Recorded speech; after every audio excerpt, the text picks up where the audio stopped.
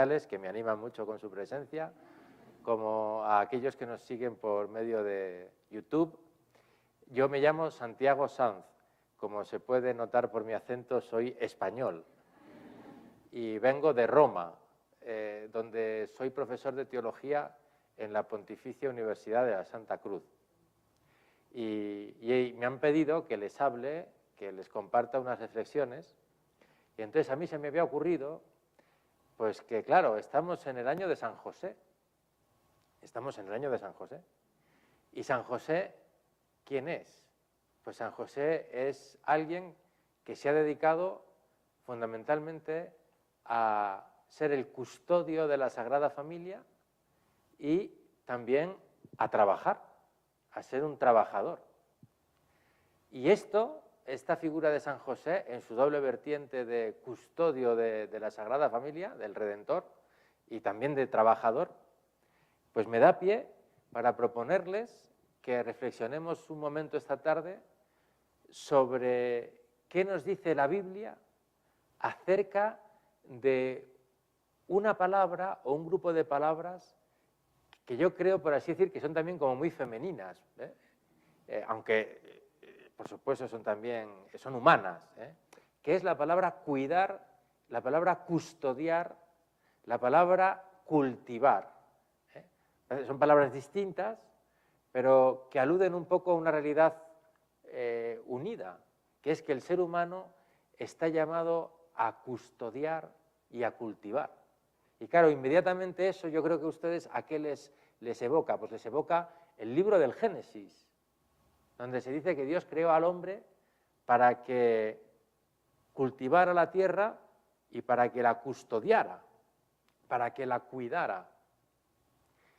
Y entonces, a partir de ahí, yo me propongo establecer un camino esta tarde con ustedes de reflexión bíblica, pero también con consecuencias teológicas y espirituales, sobre qué significa que Dios ha creado al hombre con este sentido de custodiar y de cultivar. Y concretamente, cuando hablamos de la palabra cultivar, es la misma palabra de cultura, cultura. Y claro, ¿qué significa cultura? Pues en latín viene del verbo colere, que puede ser visto con tres significados distintos y unidos a la vez. Y esos tres significados están presentes en los relatos bíblicos. Y esos tres significados son, muy sencillo, se podría decir así: la Biblia nos enseña que el hombre ha sido creado, el ser humano ha sido creado para cultivar la tierra, el primer significado de cultivar, el más inmediato, el más material, por así decir, cultivar la tierra, es decir, trabajar, cultivar la tierra, trabajar en todo su amplio sentido. El ser humano ha sido creado también para cultivarse a sí mismo, y por lo tanto ya es un significado un poquito más profundo, más elevado, si quieren. Ya no es solo la dimensión externa de cultivar la tierra, sino que es también la dimensión más interna de el ser humano llamado a cultivarse a sí mismo, a crecer como ser humano, cultivarse, ser una persona cultivada, que no significa leer muchísimos libros, significa crecer interiormente. Y por último, cultivar la tierra, cultivarse a sí mismo, y por último, en la Biblia se nos dice que el hombre ha sido creado para dar culto a Dios. Cultivar la tierra, cultivarse a sí mismo, dar culto a Dios. Todo eso es lo que nosotros entendemos por la palabra cultura. Ser personas cultas, en el sentido más profundo de la palabra. Y es eso de lo que vamos a hablar hoy. Y vamos a hablar empezando por el final. Es decir, yo lo he dicho en un sentido creciente, pues ahora vamos a empezar al contrario. Es decir, vamos a empezar qué significa en primer lugar en la Biblia que Dios ha creado al hombre para que le dé culto a Dios. ¿Qué significa eso? Y entonces, claro, leemos, ustedes quizá recuerden que en el libro del Génesis la creación empieza dos veces, porque al principio se dice, en el principio creó Dios, Pero luego en el segundo capítulo, cuando se acaba de contarnos los 7 días de la creación, vuelve a empezar. Pero bueno, si me lo acaba usted de contar, y vuelve usted a empezar. Y cuando Dios creó el cielo y la tierra, es el relato sacerdotal el primero, y el segundo se llama el relato yavista. Bueno, pues en este segundo relato se nos dice que Dios formó al hombre del polvo de la tierra, insufló en sus narices aliento de vida y el hombre se convirtió en un ser vivo. Es decir, el hombre en su misma constitución depende de Dios en cuanto que Dios insufla en sus narices aliento de vida. Dios es la vida con mayúsculas, es el creador de toda la vida y por así decir, el hombre vivo vive en la medida en que Dios le ha dado la vida y por lo tanto tiene una relación ya de entrada muy fuerte con Dios que le ha creado. Esa relación conoce una incrementación muy grande cuando leemos, ustedes se acordarán que dice que Dios creó al hombre del polvo de la tierra, insufló un aliento de vida y luego lo colocó en el jardín. Lo colocó en el jardín, lo pasó de la tierra al jardín. Claro, el jardín, el llamado paraíso, el jardín, el Edén, es, por así decir, un símbolo de ¿qué? Pues de que Dios no se conforma con crear al hombre y darle, por así decir, una naturaleza, pues tener ojos, tener nariz, tener boca, también ser un ser que puede pensar, que puede querer, la naturaleza, sino que lo coloca en el jardín, es decir, le eleva a una vida superior a la que el hombre podría por sus propias fuerzas. Es decir, Dios crea al hombre para establecer con él una alianza, colocarlo a vivir en el jardín, que es el ámbito de Dios, para vivir cerca de Dios, para vivir en comunión con Dios. Y eso es crear al hombre para establecer con él una alianza, un vínculo muy estrecho y especial. Y esa alianza tiene también otro elemento simbólico, que es los árboles. Ustedes se acordarán que la Biblia nos dice que el jardín estaba lleno de árboles y que nuestros primeros padres podían comer de casi todos los árboles y en especial había dos que estaban en el centro del jardín. Uno es el árbol de la vida y otro el árbol del conocimiento del bien y del mal. Claro, el árbol de la vida era el árbol para que el ser humano pudiera alimentarse en el sentido de que Dios le da la vida, y no solo la vida natural, sino la vida de comunión con Él, la vida de la gracia, podríamos decir. Ya está ahí la vida de la gracia en ese poder vivir y alimentarse del árbol de la vida. Hay también otro árbol, que es el árbol que marca, digamos así, la distinción. El árbol del conocimiento del bien y del mal, que significa que el hombre es criatura y Dios es el creador. Y el hombre va a vivir y va a ser feliz en la medida en que respete que él es criatura y que Dios es el creador. Claro, sabemos muy bien qué pasó. Que el hombre quiso tener la vida, pero sin Dios. Y entonces es expulsado del paraíso y vuelve a la tierra de la que fue creado. El hombre pierde ese estado de comunión con Dios por culpa del pecado. Y entonces aquí lo que vemos claramente es cómo efectivamente Dios ha creado al hombre para tener una especial relación con él. Volveremos sobre esto del árbol más adelante. Un último elemento que nos ayuda a entender esto del culto a Dios en el Génesis, quizá ustedes se han podido preguntar, bueno, pues si Dios pone al hombre en el jardín, se nos dirá en el Génesis que el hombre es hijo de Dios, porque quiere tener esa relación tan especial que Dios le hace hijo suyo. Bueno, pues atención, en el Génesis no se nos dice que el hombre sea hijo de Dios, no se nos dice. ¿Y por qué no se nos dice? Porque según los exégetas, entonces decir hijo significa decir de la misma naturaleza, porque un ser humano engendra un ser humano, no engendra un animal, y un perro engendra un perro, no un gato, y así. Entonces, ser hijo sería demasiado fuerte porque había que contrarrestar el politeísmo. Y claro, decir que es de la misma naturaleza de Dios sería casi como igualarlo a Dios y por lo tanto poner en peligro la unicidad de Dios. Y había que evitar el politeísmo. Entonces, no se dice que sea hijo, sino que se dice que el hombre es creado a imagen de Dios. ¿Se acuerdan? Lo creó a su imagen y semejanza. A imagen de Dios lo creó, hombre y mujer los creó. Imagen. Y no se dice ni siquiera que sea imagen, sino a imagen. Porque también esa palabra es muy fuerte.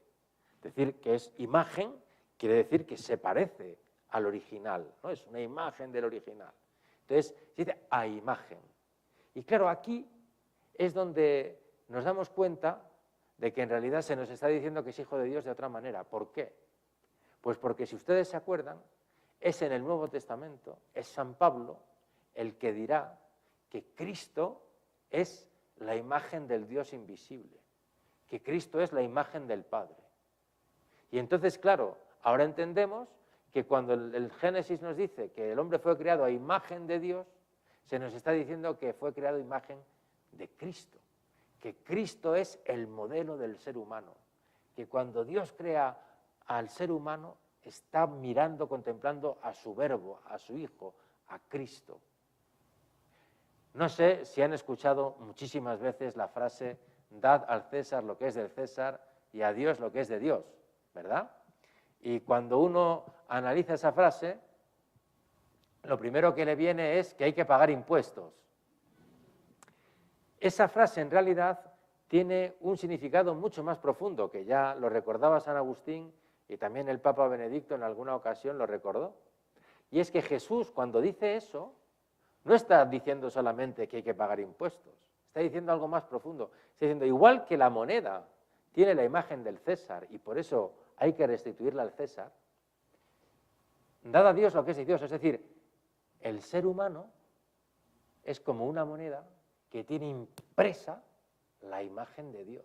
Y por lo tanto el ser humano debe ser restituido a Dios. Es decir, el fin del ser humano es dar culto a Dios, es glorificar a Dios, es dar gloria a Dios, alabar a Dios, reconocer a Dios como su creador, reconocerse imagen del original al que nos devolvemos. Y entonces por eso quizá ahora se entienda mejor lo que decíamos de que el hombre es imagen de Dios y que su fin es dar culto a Dios. Bien, sobre esto podríamos seguir muchísimo, pero hemos de avanzar, porque nos hemos propuesto estudiar los tres aspectos: dar culto a Dios, cultivarse a sí mismo y cultivar la tierra. Vamos a pasar al segundo aspecto. Ya digo que si esto que les voy contando les va suscitando preguntas, al final podrán ustedes hacer todas las preguntas que quieran. Cultivarse a sí mismo. Cultivarse a sí mismo, ¿qué significa? Bueno, hay que tener en cuenta que esto lo podemos ver en dos vertientes, porque el ser humano no es puramente un individuo, sino que es creado como varón y mujer. Y por lo tanto el ser humano está llamado a cultivarse a sí mismo en su individualidad, pero también en su relación con los demás, porque el ser humano no es un individuo aislado, sino que desde el principio es una comunidad de personas. Pero comencemos por la dimensión individual, porque, como veíamos, el Señor Dios formó al hombre del polvo de la tierra, insufló en sus narices aliento de vida y el hombre se convirtió en un ser vivo. ¿Esto qué significa? Esto significa, pues, lo que todas las culturas, de una manera o de otra, experimentan. Es decir, al mismo tiempo, la fragilidad y la grandeza del ser humano. La fragilidad, ¿por qué? Porque venimos del polvo de la tierra. Y la grandeza, ¿por qué? Porque sobre este polvo de la tierra Dios ha soplado su aliento de vida. Y cuando hablamos de aliento y hablamos de respiro y hablamos de soplo, estamos aludiendo a un lenguaje que veladamente nos recuerda ¿a quién? A quien es el soplo de Dios, el viento de Dios, el respiro de Dios, el Espíritu de Dios, el Espíritu Santo. Y entonces el hombre tiene espíritu, no es solamente materia, es también espíritu. Y esto nos ayuda a entender cómo no hay ningún problema, sin entrar ahora en disquisiciones que no son del caso, aunque si quieren entramos después con alguna pregunta, no hay ningún problema en reconocer cómo al mismo tiempo el hombre proviene de la tierra, es decir, proviene de los procesos evolutivos de la biología, de la tierra, y al mismo tiempo el hombre proviene del Espíritu de Dios. Es decir, en ese proceso evolutivo Dios interviene para que haya un espíritu creado. De manera que, como decía el entonces teólogo Joseph Ratzinger, decía, bueno, lo más lógico es pensar no que lo irracional, perdón, que lo racional proviene de lo irracional, porque eso sería irracional. ¿Cómo es que lo racional proviene de lo irracional? No, la materia, perdón, el espíritu no viene de la materia, no puede provenir de la materia, sino que es precisamente la materia la que proviene del espíritu creador. Y es la materia como primer paso para que aparezca en el mundo el espíritu creado, el ser humano, compuesto de materia y de espíritu. O como dijo después la Iglesia, reconociendo una fórmula de Aristóteles que luego Santo Tomás utilizó, el hombre como unidad sustancial de cuerpo y alma, en la que los dos son componentes constitutivos. Y por eso la Iglesia desde el principio se opuso a todas aquellas teorías que decían que la materia era mala, o que el cuerpo era malo, o que el sexo era malo. No, porque es creación de Dios, parte de la naturaleza humana. Y por lo tanto, el ser humano es una unidad de espíritu y cuerpo, que está compuesto de muchas facultades y que fue creado en armonía de espíritu y cuerpo. De hecho, es muy interesante que entendamos y que lo hagamos entender también a los demás, que la antropología bíblica nos dice que precisamente porque tenemos el espíritu, Dios nos ha creado para ser dominadores, para ser señores de la creación. Creced y multiplicaos, llenad la tierra y sometedla. El ser humano está creado para dominar el mundo, para señorear, para ejercer el dominio confiado por Dios. Pero claro, para dominar el mundo, el hombre tiene que empezar por dominarse a sí mismo, por ser señor de sí mismo. Y esto es algo interesantísimo, porque nuestra fe nos dice que Dios creó al hombre en un estado de integridad.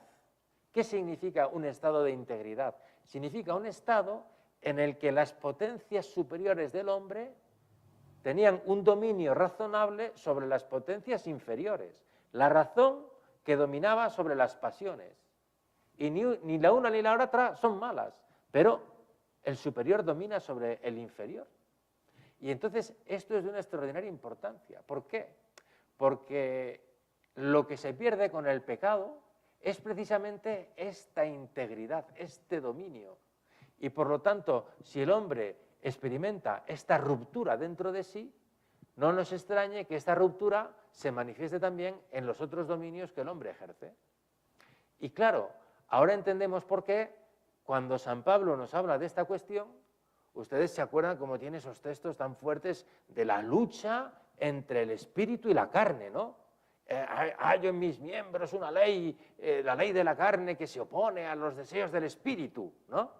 Claro, eso es precisamente la consecuencia del pecado en nuestras vidas, es decir, que esa armonía originaria está perdida y por eso hemos de luchar por adquirir las virtudes. Y aquí llegamos al punto que yo quería llegar cuando quería hablar del cultivarse a sí mismo. ¿Qué significa cultivarse a sí mismo? Significa desarrollar las virtudes, desarrollar el dominio sobre sí.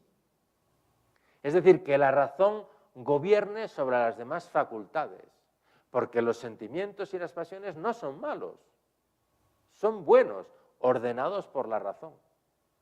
Y por lo tanto, el hombre está llamado a vivir las virtudes, la prudencia, la justicia, la fortaleza, la templanza. Todas esas virtudes son una muestra del dominio, Claro, una vez que perdimos el don de integridad por el pecado, ahora nuestra vida se ha convertido en una lucha y por lo tanto en un intentar cultivar las virtudes. Claro, esto que puede parecer hasta ahora todo como muy teórico, voy a descender a un caso concreto que nos afecta a todos y también para el apostolado, si quieren, ¿no? Y porque me parece que es muy interesante, por ejemplo, cuando hablamos de la virtud de la pobreza, de la austeridad, o también, si quieren, de la templanza. Por ejemplo, cuando hablamos del dominio de los medios de comunicación, la facilidad que hoy tenemos para acceder a las redes sociales, Internet, el WhatsApp, los mensajes, el Internet, ¿no? Y entonces la pregunta es, ¿quién domina sobre quién? ¿Soy yo el que domina sobre el teléfono móvil o es el teléfono móvil el que está dominando sobre mí? ¿Verdad? Esta es la cuestión, esta es la gran cuestión.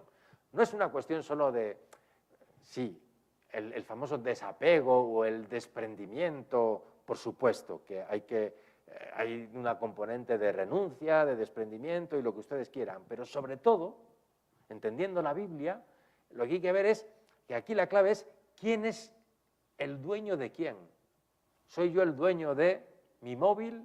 Por poner un ejemplo que les ayudará quizá con tantas relaciones con tantas personas, o es el móvil el que es dueño de mí, porque me dice que lo tengo que actualizar, porque me dice que tengo que leer 200 mensajes, porque me dice que me tengo que conectar para dar un like en el último vídeo que ha colgado esta persona en YouTube.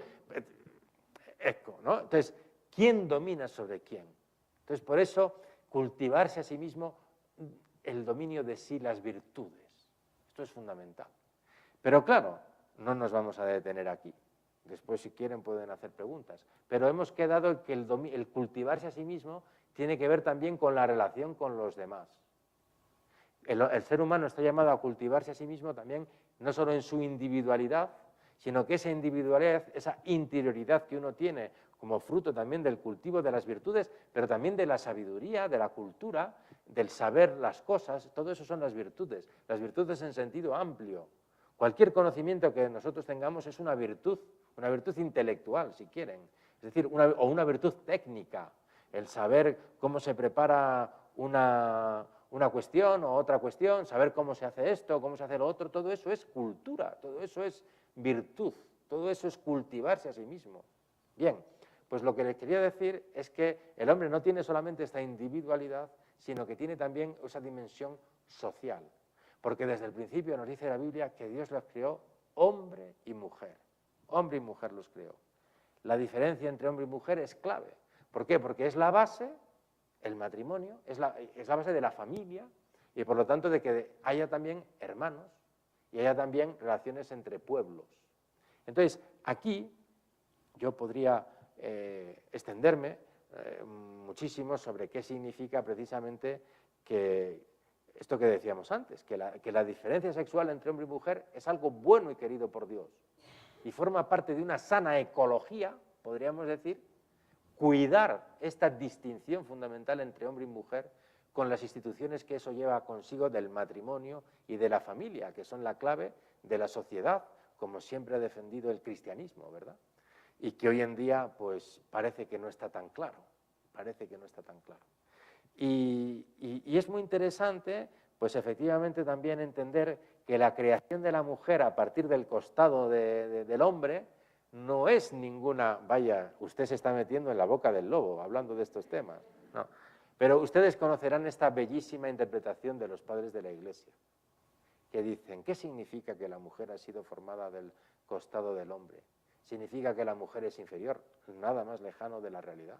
Significa precisamente que es de la misma naturaleza, carne de su carne, pero sobre todo, la mejor manera de interpretar esto es ir al Nuevo Testamento, como hemos hecho antes con la imagen. Un nuevo Adán también se va a dormir en el leño de la cruz. Y de su costado abierto va a surgir sangre y agua, que son los sacramentos de la Iglesia.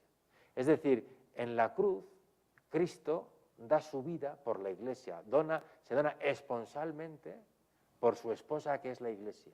Y San Pablo a los Efesios les dirá, el amor entre hombre y mujer es signo del infinito amor con el que Cristo ha amado a su Iglesia. Por lo tanto, esa es la interpretación que hemos de dar, la interpretación cristológica.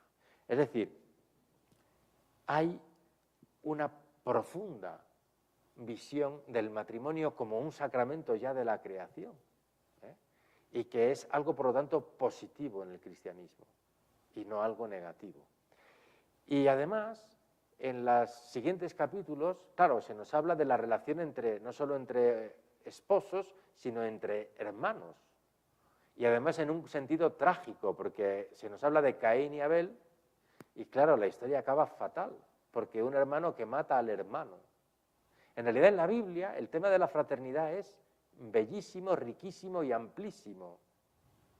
La fraternidad humana, no solo la fraternidad familiar entre hermanos de sangre, sino también la fraternidad entre los pueblos, porque no hay ningún pueblo que sea superior a otro. Incluso el mismo pueblo elegido, el pueblo de Israel, no es que sea superior a los demás, es que es la primicia para que la revelación y la alianza de Dios llegue a todos los pueblos.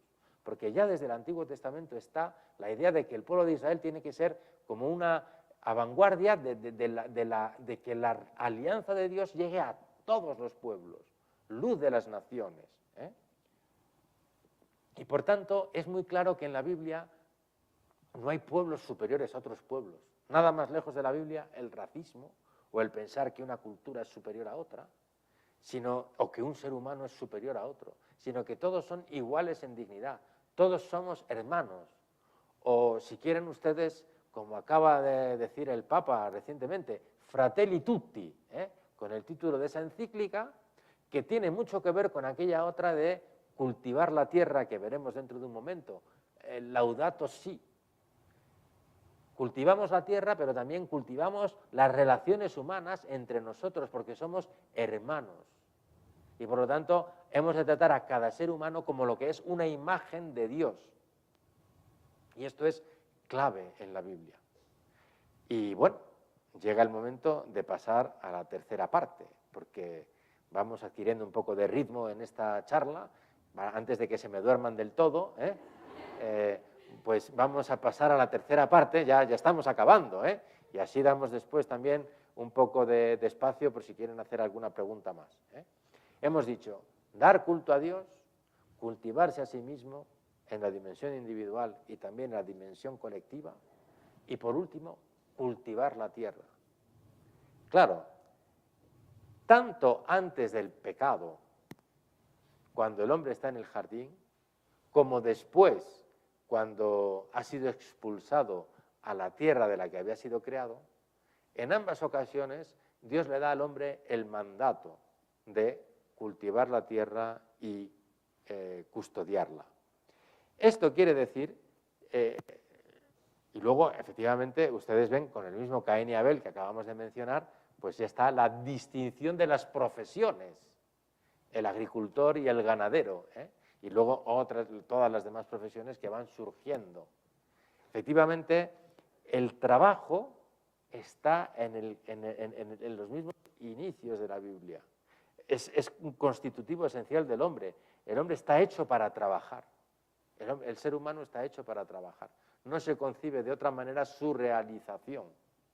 Y claro, lo interesante también es darse cuenta de que en realidad la misma creación es presentada como un trabajo de Dios.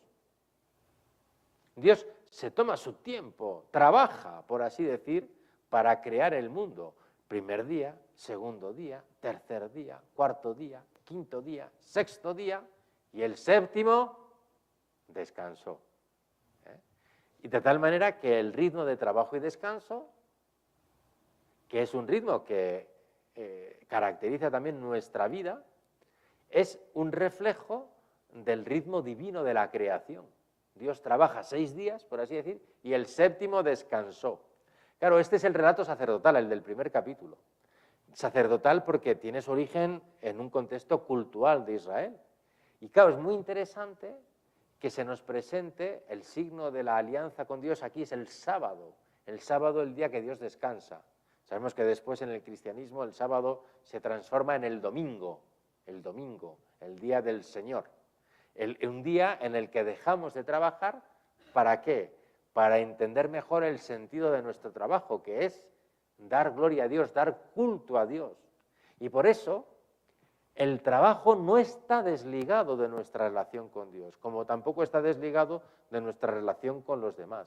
Es decir, ese cultivar la tierra significa de alguna manera que el hombre, y aquí tomo una expresión de un biblista estadounidense que quizá a ustedes les suene alguno de sus libros, Scott Hahn, que decía en uno de sus libros esto, que Adán, y si quieren, Adán y Eva, son constituidos sacerdotes del templo de la creación.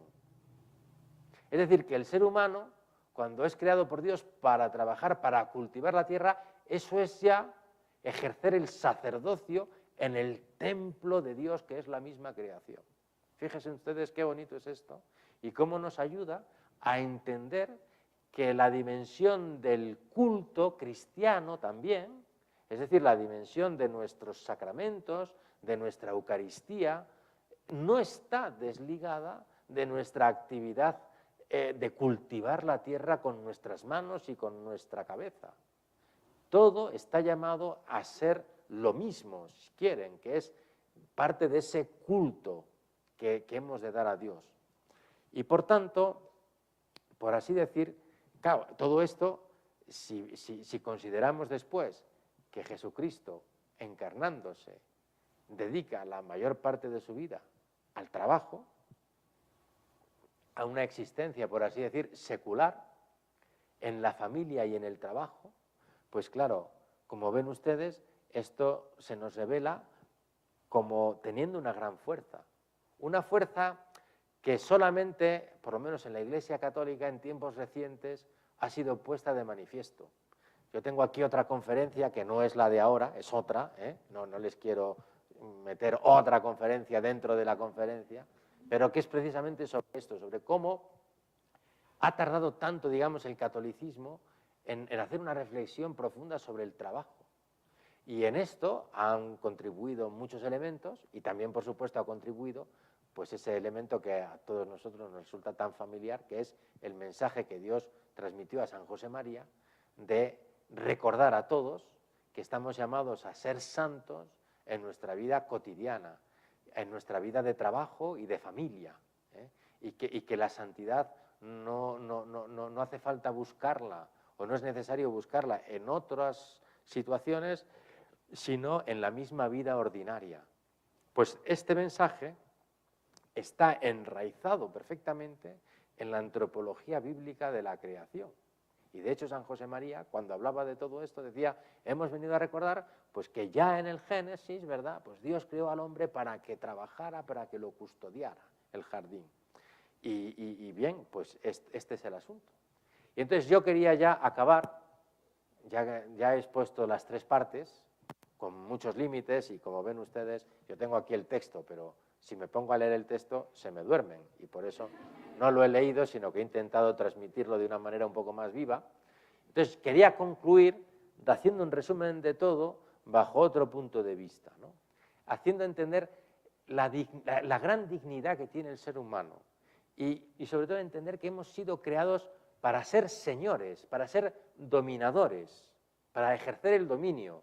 Un dominio que, por supuesto, no ha de entenderse como un dominio despótico, no se trata de ser déspotas, sino que se trata de participar del dominio de Dios. O sea, el ser humano es creado como partícipe del dominio de Dios, porque cuanto más cercano a Dios es un ser, más participa del ser de Dios. Y Dios es el creador y tiene un poder total.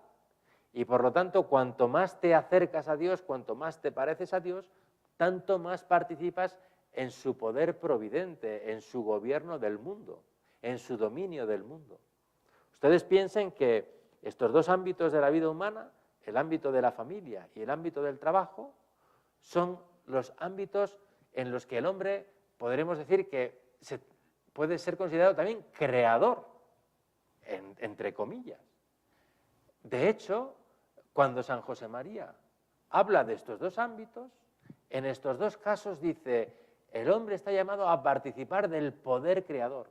Cuando trabaja el hombre crea de alguna manera, el hombre transforma la creación, el hombre perfecciona la creación, desarrolla la creación y de esa manera participa de alguna manera del poder creador de Dios. Así como también cuando el hombre procrea, la procreación, la generación de nueva vida en la familia es también una manifestación de la participación del hombre en el poder creador de Dios. Y entonces, claro, pues todo esto, ¿a qué nos llama? Nos llama también a entender que, claro, como esta vida es limitada y un día tendremos que dejar esta vida, al mismo tiempo, unidos a Cristo y a su misterio pascual de muerte y resurrección, resulta que el cristiano está llamado, y esta frase seguro que les suena, y con esto quería yo acabar, el cristiano está llamado a dar a cada instante vibración de eternidad. Es decir, que nosotros, con nuestro trabajo, nos estamos ganando el cielo.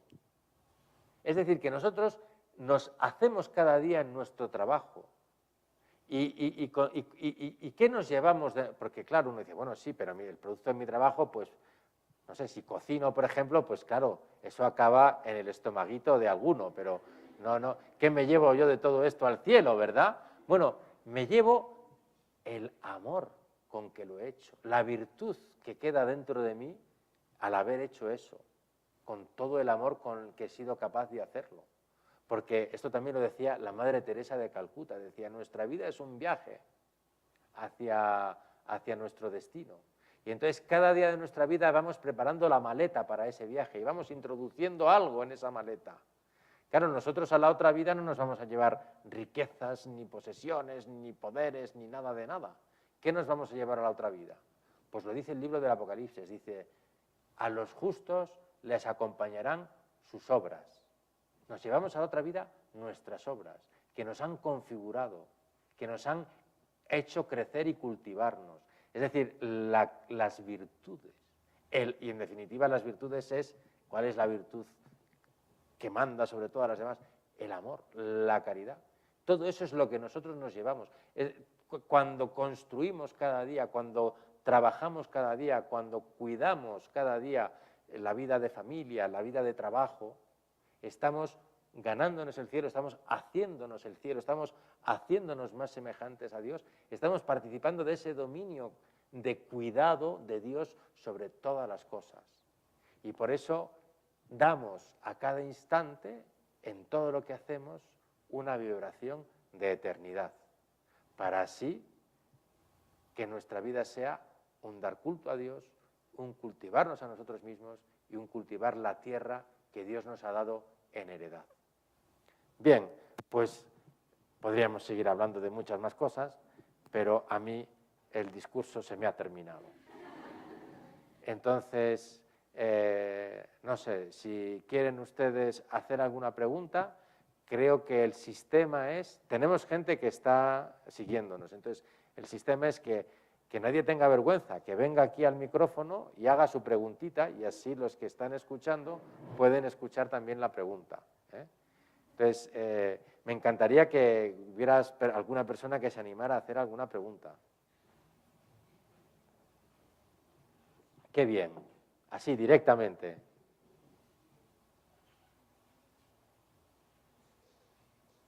Me gustaría si nos podría explicar lo de la fragilidad y grandeza del hombre, que no es empequeñecerse, sino por ser criado por Dios, esa grandeza. Exactamente. Esto es, depende de cómo se mire, ¿verdad?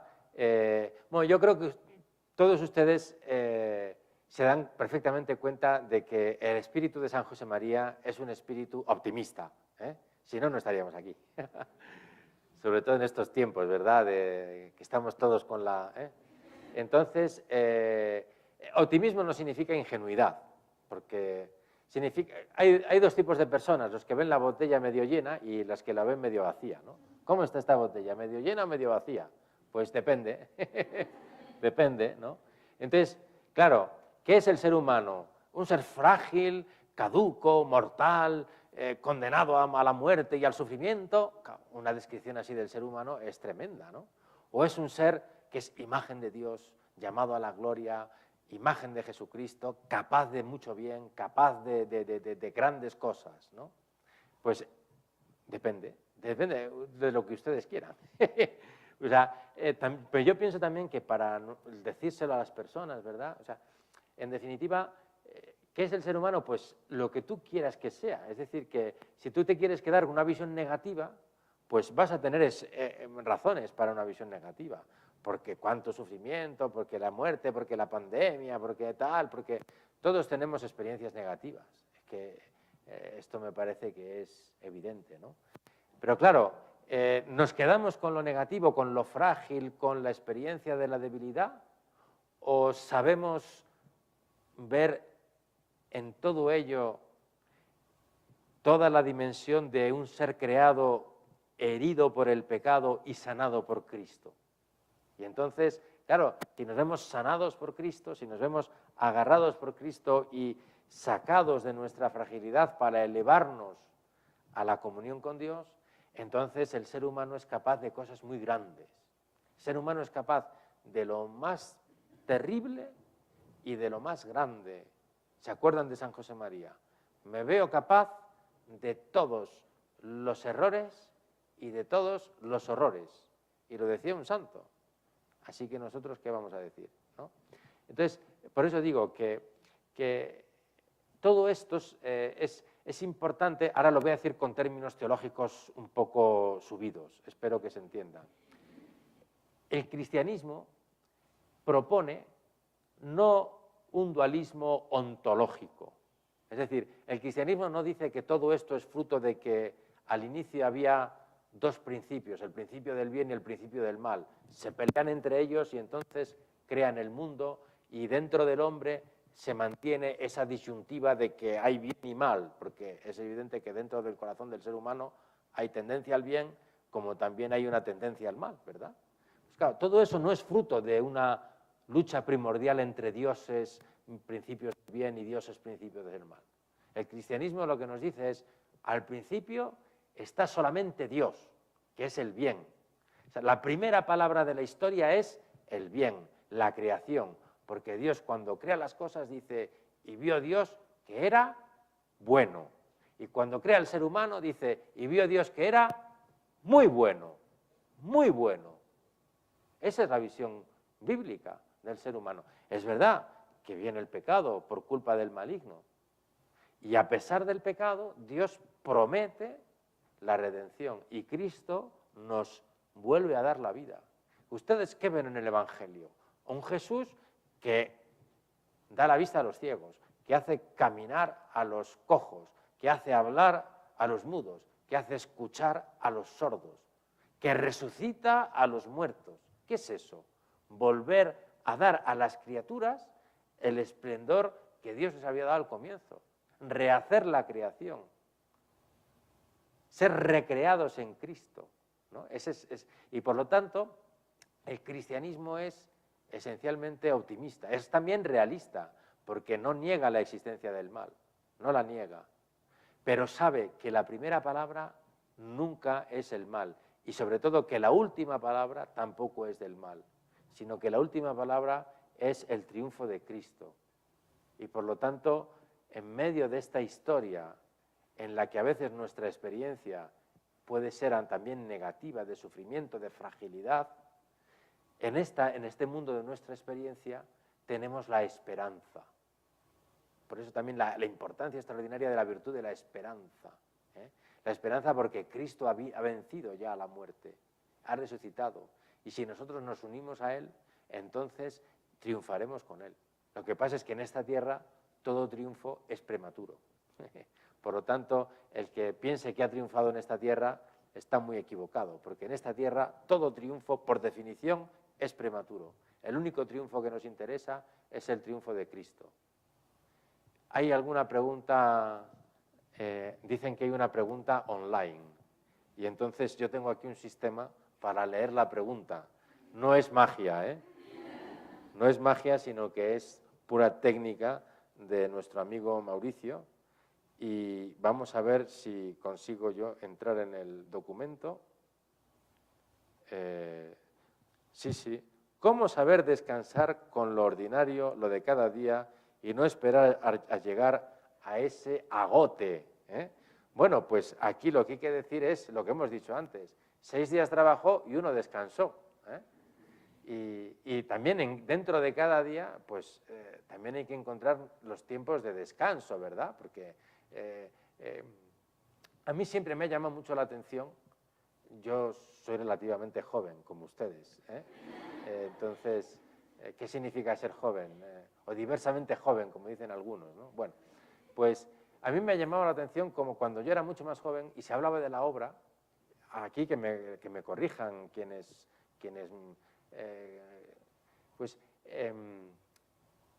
se decía, hay que santificar el trabajo, en el sentido, hay que hacer perfectamente el trabajo. Muy bien, muy bien, muy bien. Pero claro, después, más recientemente, cuando hay vídeos sobre explicando lo que es la obra, ¿verdad? Pues lo que se suele decir ahora es, bueno, santificar el trabajo es armonizar el trabajo con la vida familiar, con el descanso, con otras ocupaciones. Y entonces ha cambiado el acento un poquillo, me parece a mí.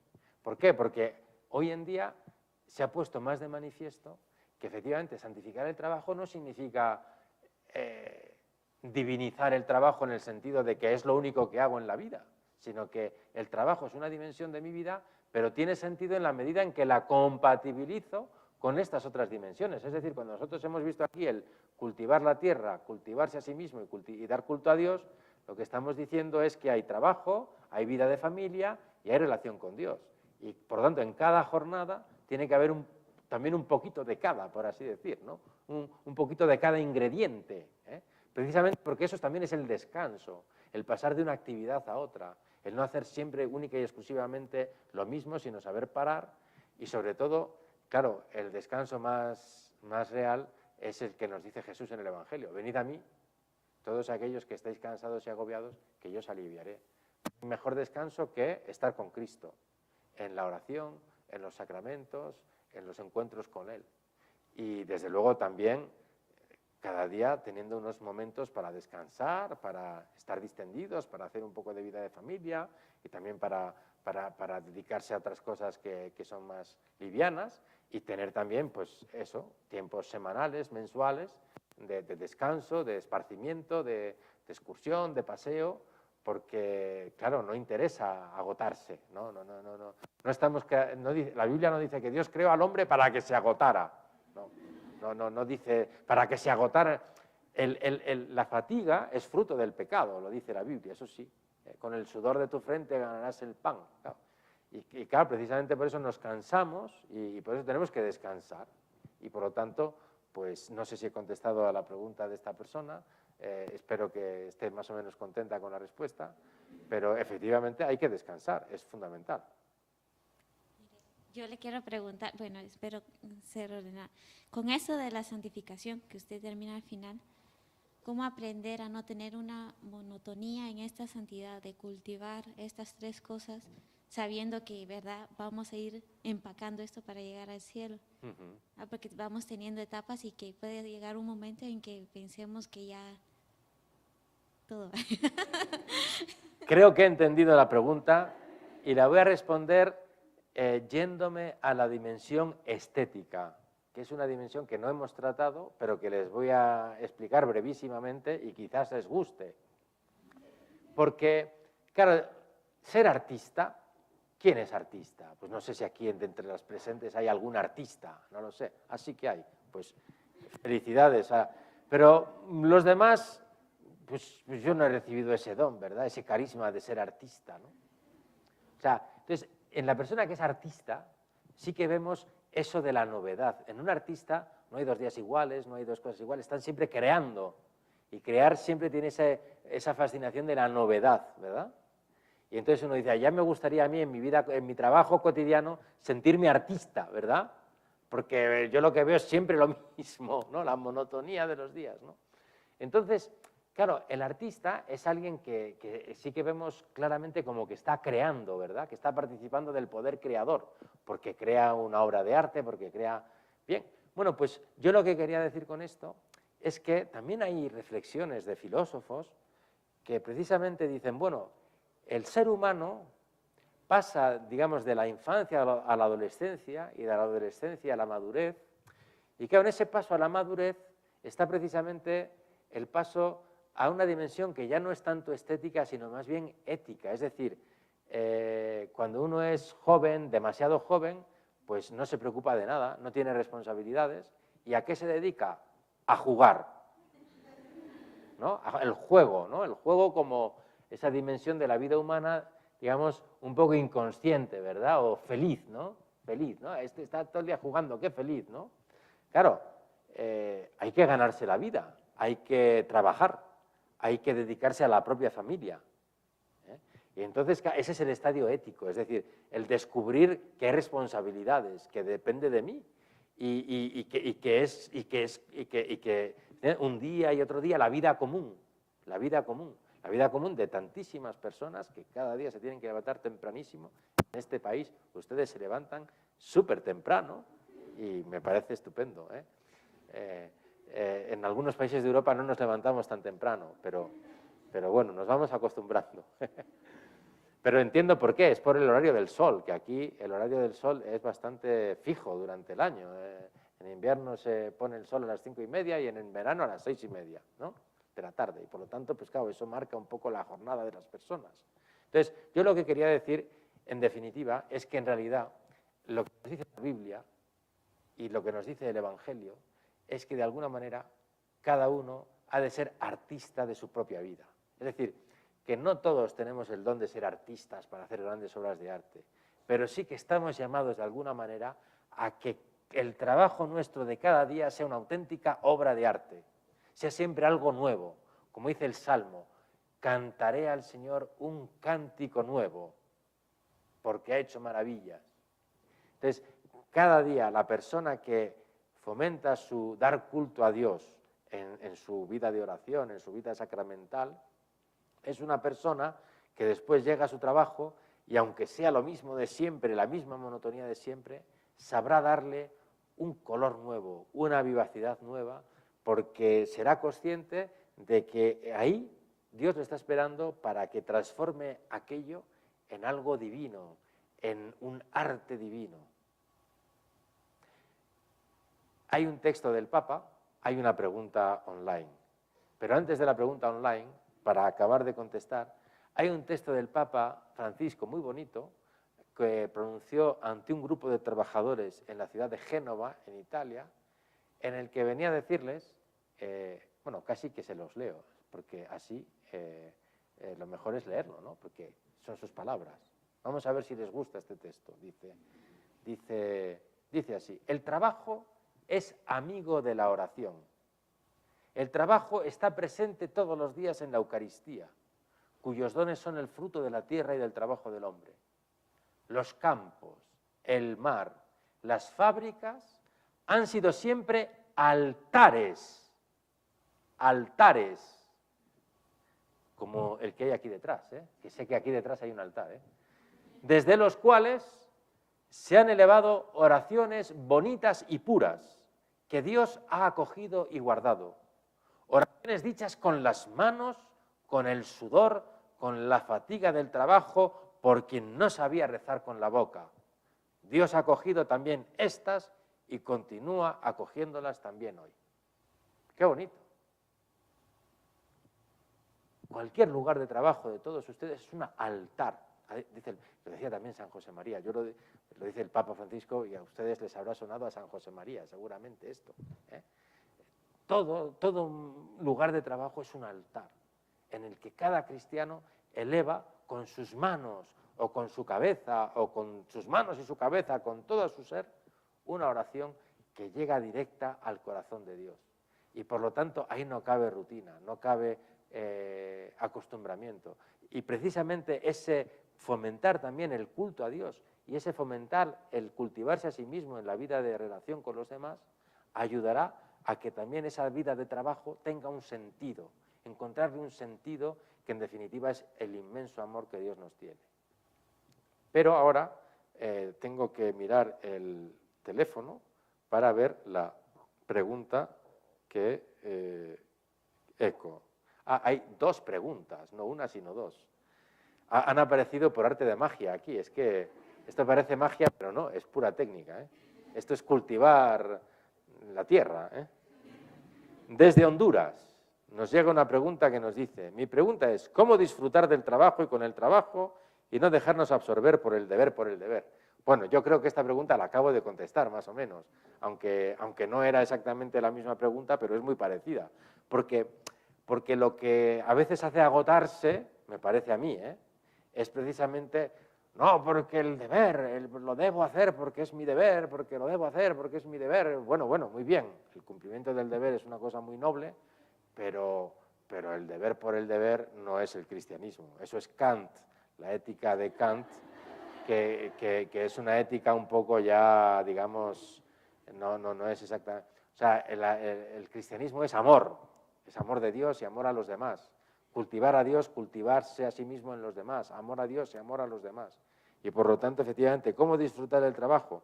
Pues yo diría, integrándolo con las otras dimensiones del cultivar. O sea, la gracia está en la unidad de vida, decía San José María. ¿La unidad de vida en qué consiste? Precisamente en esto, que estas tres dimensiones del cólere, del cultivar, pues las unificamos, obviamente, ¿en qué? En el culto a Dios, que es la fuente de todo lo demás. Y por eso es la vida de oración la que muchas veces ayuda a que veamos nuestra vida de trabajo y nuestra vida de familia con unos nuevos ojos, con una nueva dimensión, etcétera. Y a disfrutarlo, por supuesto que hay que disfrutar. Es que estamos hechos para disfrutar.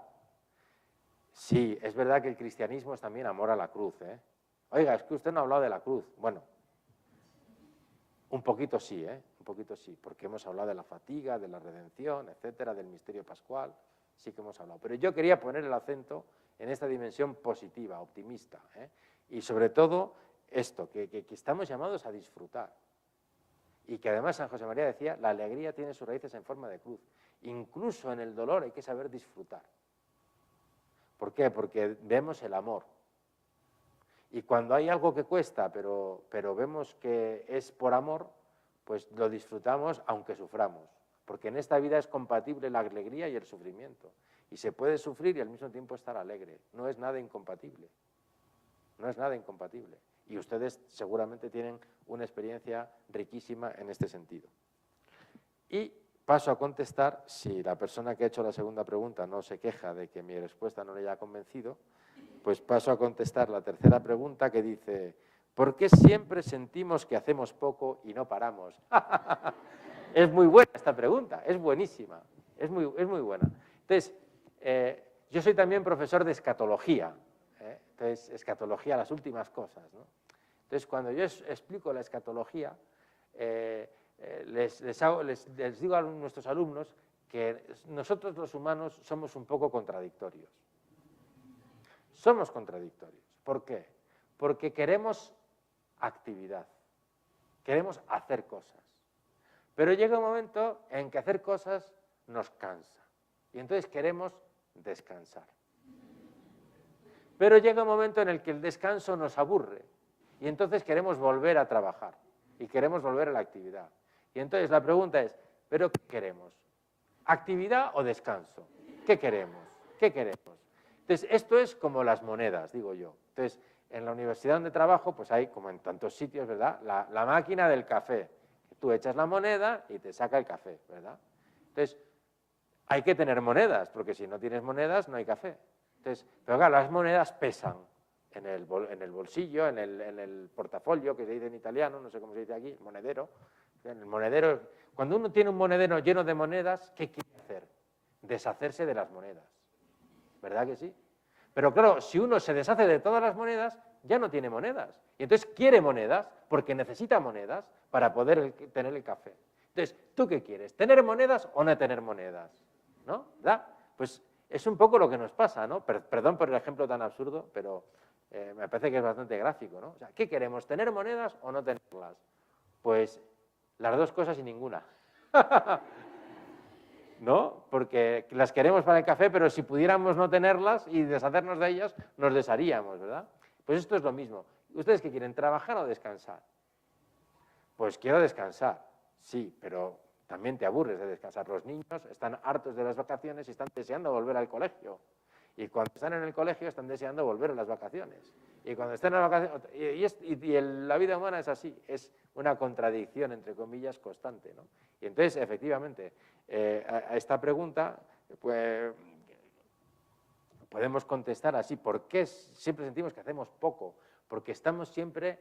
Porque nunca estamos completos, nunca tenemos la sensación de plenitud, porque nunca nada nos da esa sensación de plenitud que, sin embargo, nos dará Dios en la escatología.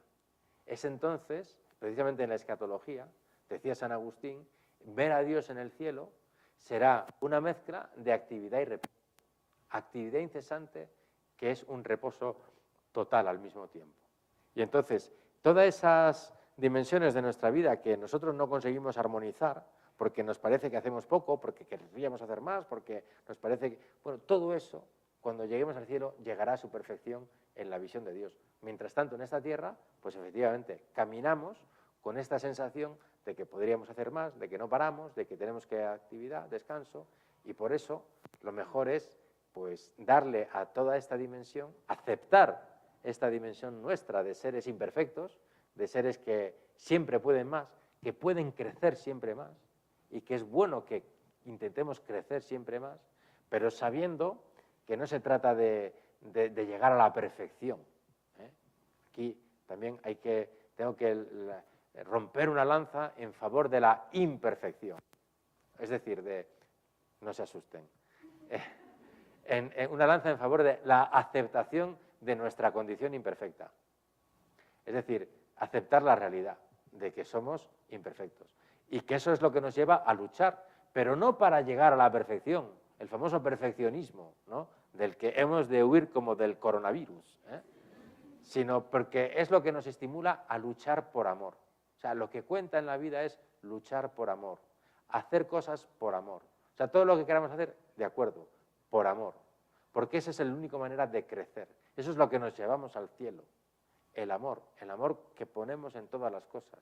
Y por eso a veces nos parece que hemos vuelto atrás, que volvemos a luchar en cosas que ya pensábamos que teníamos superadas y vuelven a aparecer y uno un poco como que se desanima porque tiene que volver a empezar. Pues estupendo, pues fenomenal, pues cantaré al Señor un cántico nuevo y vuelvo a empezar y vuelvo a amar a Dios y esto es lo que me lleva al cielo. Y aceptar mi imperfección como lo más natural que hay, que es que somos imperfectos y que tenemos defectos y debilidades y que luchamos por erradicarlos sabiendo que nunca los vamos a erradicar por completo. Ustedes se acuerdan de San José María cuando decía que la soberbia muere 24 horas después de la persona, como diciendo, tú quieres dejar, por fin, ¿no?, por fin soy humilde, ¿no? Después de muchos años de lucha he llegado a la humildad. Bueno, pues lo siento mucho, pero te has equivocado de plano, ¿no? Porque precisamente esa es la manifestación más clara de que la soberbia se te ha metido de nuevo hasta las cejas, ¿no? Y entonces, pues efectivamente, hay que luchar siempre, ¿no? Cada día, hasta el final, ¿no? Con optimismo, con mucho amor de Dios. Y entonces, pues, se nos quita esa sensación de... ¿Hay más preguntas? Bueno, claro, como están ustedes tan calladas, pues les toman la delantera las que están siguiéndonos. Mi pregunta, si el hombre no hubiese comido del árbol del conocimiento del bien y del mal, ¿existiría la tecnología, la moda, etcétera? Muy interesante esta pregunta, muy interesante. Entonces, yo aquí, vamos a ver, voy a beber primero un poco de agua para poder contestar. No creo que tenga mucho sentido hacer una teología del ¿y si? ¿Qué hubiera pasado si? ¿Qué hubiera pasado si? ¿Qué hubiera pasado si? Pues no lo sé, porque como no ha pasado, pues no te lo puedo decir. Lo que sí que te puedo decir es lo que ha pasado, eso sí. Y lo que ha pasado es que Dios ha creado al hombre sabiendo que el hombre podía pecar y que el hombre ha pecado de hecho. Y entonces Dios ha previsto ya todo esto. Y de alguna manera, cuando nosotros hemos hablado del paraíso y de los dones del paraíso, del don de integridad, podríamos haber hablado también de otros dones, no es tanto para decir, bueno, esto hubiera sido digamos que el paraíso original es, por así decir, una profecía de lo que nos espera en el paraíso final. Es más bien una profecía de lo que nos espera al final. Es decir, Dios ha creado al hombre bueno, santo, pero sabe que el hombre puede pecar y que va a pecar de hecho, porque Dios lo conoce todo. Y precisamente en previsión de todo, pues sabemos que Cristo se encarna, nos redime en la cruz, etcétera, etcétera. Y el hombre tiene una condición, pues que también es previsión ya de su condición pecadora. Entonces, yo sí que he escuchado una vez a otro profesor, colega mío, un poco más entrado en madurez, por así decir, que decía precisamente esto, ¿no? O sea, el arte existe porque ha habido pecado, ¿no? O sea, porque la creación ha sido dañada, entonces el hombre con su arte de alguna manera tiene que volver a construir la belleza de la creación, ¿no? Bueno, pues yo no sé si esta respuesta es suficiente a esta pregunta de esta persona, pero bueno, efectivamente no tiene mucho sentido preguntarse qué pasaría, porque no tiene mucho sentido, porque no pasó, y por lo tanto, pues me parece que no tiene mucho sentido. Pero sí que es verdad que el hombre, en el estado actual en el que se encuentra, con esa capacidad creativa, de tecnología, de moda, etcétera, pues de alguna manera está llamado a sanar con Cristo la creación y a llevarla a su cumplimiento. Dios ha querido contar con el hombre para llevar a su perfección la creación. Y yo creo que esto es de alguna manera también independiente del pecado. Es decir, Dios ha creado al hombre, quizá esto sí que le pueda contestar a esta persona la pregunta. Es importante que tengamos en cuenta que nuestros primeros padres no eran perfectos en el paraíso, sino que son creados con una dotación inicial, pero llamados al crecimiento, llamados a desarrollar, a cultivar la tierra. Y por lo tanto, de alguna manera, pues claro que ahí estaba incluido también el desarrollo de la creación, un desarrollo de la creación. ¿Por qué? Porque la creación no estaba completa en el principio, sino que Dios le confía al hombre la tarea de cultivar y de perfeccionar su jardín. Por lo tanto, yo pienso que independientemente del pecado, se puede decir tranquilamente que el hombre, claro que sí que está llamado a un crecimiento, a un desarrollo, que quizá, no sé qué cuestiones habría alcanzado, precisamente porque ese tipo de vida no se ha dado una vida bajo el signo del pecado. Por lo tanto, es inútil que nos planteemos qué tipo de vida se hubiera dado. Sí que puedo decir también, y no es que esté dando rodeos, es que me vienen ideas mientras estoy contestando, sí que puedo decir también a esta persona una idea que quizá le pueda sorprender, y es que el desarrollo tecnológico nos acerca a Dios, nos acerca al mundo divino. Yo suelo poner el ejemplo de los ángeles. Nosotros no somos ángeles, pero claro, cuando nosotros hoy en día tenemos este dispositivo en el que puede aparecer aquí de repente la cara de mi hermana o de mi hermano que está a 8.500 kilómetros de distancia en España, por ejemplo, porque me conecto con él o con ella vía Zoom o vía lo que sea, y entonces, claro, que me aparece aquí la imagen de otra persona con la que puedo hablar y estamos a 10.000 kilómetros de distancia, pues claro, nuestros tatarabuelos dirían, esto es diabólico. Y sin embargo, es un desarrollo de la tecnología que de alguna manera el hombre va a poco superando sus límites espaciotemporales. O sea, conseguir hablar con una persona que está a 8.000 kilómetros como si estuviera a mi lado, ¿no? Bueno, pues esto es un desarrollo que de alguna manera, lejos de alejarnos de los ángeles y de la existencia de los ángeles, nos acerca a ellos, nos acerca a qué puede ser una vida en la que la dimensión espiritual, digamos, cobra tanta fuerza que es capaz de superar los límites espaciotemporales. Por lo tanto, yo soy de la opinión de que el progreso tecnológico nos va acercando de alguna manera a un tipo de existencia en la que los límites espaciotemporales pueden ser superados, sin que ello signifique renunciar a la materialidad, pero al mismo tiempo ese cuerpo espiritual de Cristo resucitado que no tiene que llamar a la puerta para entrar y que no tiene que utilizar el tren para viajar. Bueno, pues de alguna manera ese cuerpo espiritualizado de la resurrección, nosotros con nuestro progreso tecnológico nos vamos acercando a todo esto de una manera misteriosa que, si les convence bien y si no, pues nada. Pero me parece que también se puede decir esto a esta pregunta. No sé si hay alguna pregunta más online. ¿Sí? Caray, el partido lo están ganando las personas online,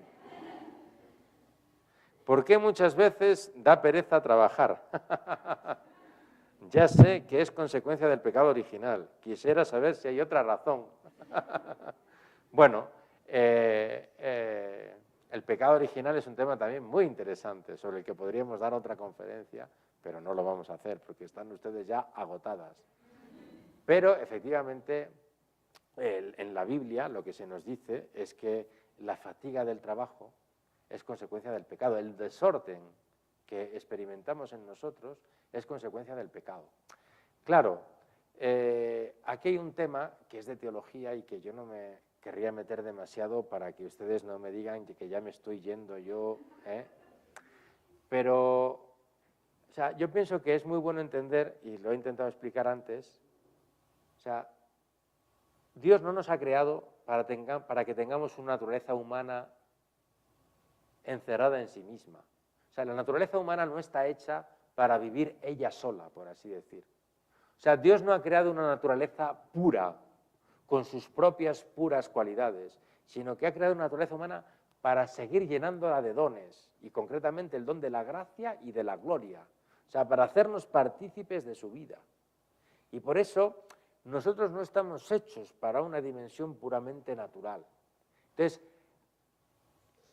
por así decir, precisamente el pecado, y espero que con esto también contestar a esta persona y que entienda esto de que si hay un motivo más que no sea el pecado, porque lo encuentra también algo como natural, que nos cansemos, que no tengamos ganas de trabajar, etcétera, ¿no? Bueno, pues lo que quiero decir a esta persona y también a todos es entender que Dios ha creado al hombre en estado de naturaleza y de gracia, es decir, la gracia no es algo extraño al hombre o extrínseco o algo que viene después como a más, digamos, ¿no? Sino que es el verdadero fin del hombre. O sea, el fin del hombre es vivir en gracia, es vivir con Dios, es vivir en la comunión con Dios y por lo tanto vivir en una condición superior a su propia naturaleza. Entonces, cuando el hombre peca, es verdad que de alguna manera dicen los teólogos medievales que el hombre vuelve a una naturaleza dejada a sí misma, una naturaleza dejada a sí misma. Y entonces, claro, en ese sentido, pues habría que decir que efectivamente esa fatiga del trabajo es también algo natural. Pero es que nosotros lo experimentamos no solo como algo natural, sino como algo que es también consecuencia del pecado. Esto es importantísimo entenderlo en la teología cristiana. Es decir, hay algunas dimensiones de nuestra vida que son a la vez naturales, pero que son también a la vez consecuencia del pecado. ¿Por qué? Porque Dios a esa naturaleza le había regalado una serie de dones que con el pecado se han perdido y por lo tanto las experimentamos como una pena, como un castigo, si quieren. Vamos a ver, voy a poner un ejemplo. Si yo estuviera acostumbrado a viajar en business class cuando voy en el avión, de repente viajar con dos personas al lado que no me dejan sitio y con un espacio con las rodillas que prácticamente no tengo, pues claro, esto me parece una penalidad total, un castigo. ¿Por qué? Porque yo estoy acostumbrado a viajar ¿no? Súper cómodo, ¿no?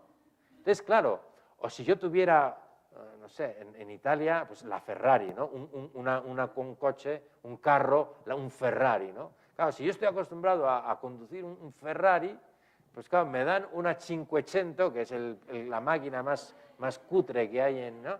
Pues claro, para mí esto es un castigo. No sé si estoy explicando la idea. Es decir, que, claro, lo natural quizás sería ir en la 500 o ir en la clase economy, en la normal clase de todos los mortales, ¿no? Pero claro, cuando yo he tenido una situación de regalo superior a mí, etcétera, lo otro ya me parece un castigo, ¿no? Entonces, es un ejemplo que tiene sus límites, pero para que ustedes entiendan que es esta la condición humana después del pecado, es decir, Dios le había dado tantos dones que, claro, al haberlos perdido, al haber vuelto a su condición natural, y esa condición natural no se experimenta como algo meramente natural, sino también como algo de pena, que tiene algo de pena, de castigo, de fatiga, ¿no? ¿Por qué? Porque estamos llamados, o sea, toda esta dimensión de fatiga, en realidad lo que nos tiene que llevar es a la esperanza. Claro, es que yo estoy llamado a algo mucho mayor que esto, que espero alcanzar en la vida eterna, en el cielo.